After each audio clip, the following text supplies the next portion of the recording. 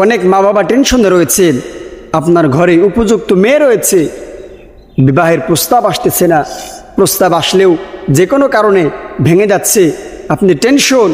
কারণ যে ফ্যামিলিতে, যে মায়ের ঘরে, যে বাবার ঘরে একজন বিবাহ উপযুক্ত মেয়ে থাকে, সে মা বাবা অবশ্যই টেনশন করে থাকেন।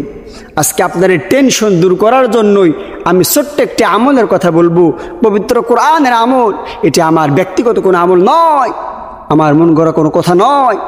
যদি আপনি এই পবিত্র কোরআনের আমলটি করতে পারেন, ইনশাআল্লাহুল আজিজ, আল্লাহ তাআলা আপনার কন্যার জন্য, আপনার মেয়ের জন্য একজন সৎ যোগ্যবান, আপনার মেয়ের জন্য যে ছেলে উপযুক্ত হবে এরকম একজন ছেলের ব্যবস্থা ইনশাআল্লাহুল আজিজ আল্লাহ তাআলা করে দিবেন। পবিত্র কোরআনের এই আমলটি করে অসংখ্য মানুষ পরীক্ষিত, অসংখ্য মানুষের উপকার লাভ করেছে।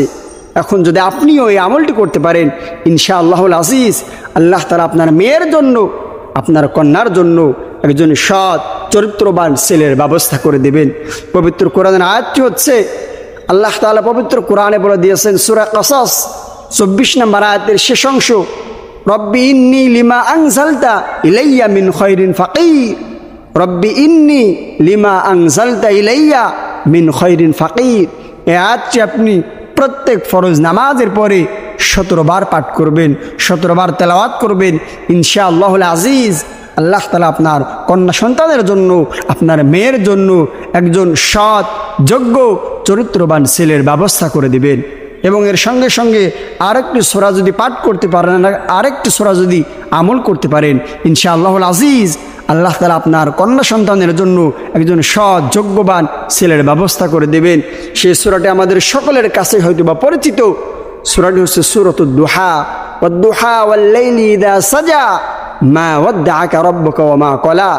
সূরা দুহা, এই দুইটি আমল যদি আপনি প্রতিনিয়ত করতে পারেন, ইনশাআল্লাহুল আজিজ হাতে কিতাবের মধ্যে এসেছে লাগাতার 3 মাস কন্টিনিউ 3 মাস যদি আপনি আমলটি করতে পারেন, ইনশাআল্লাহ আল্লাহ তাআলা আপনার মেয়ের জন্য একজন সৎ যোগ্য চরিত্রবান ছেলের ব্যবস্থা করে দিবেন। আমলটি হচ্ছে প্রত্যেক 5 ওয়াক্ত নামাজের পরে রব্বি ইন্নী লিমা আনজালতা ইলাইয়া মিন খায়রিন ফাকির। রব্বি ইন্নী লিমা আনজালতা ইলাইয়া মিন খায়রিন ফাকির। এই আয়াতটি প্রত্যেক ফরজ নামাজের পরে 17 বার পাঠ করবেন এবং এর সঙ্গে সঙ্গে সূরাতুদ দুহা এটিও তেলাওয়াত করবেন 10 বার। সূরা দুহা 10 বার আর সূরা কসাসের 24 নম্বর আয়াতের শেষ অংশ, রব্বি ইন্নী লিমা আনজালতা ইলাইয়া মিন খায়রিন ফাকির। এই আয়াতটি আপনি 17 বার পাঠ করবেন।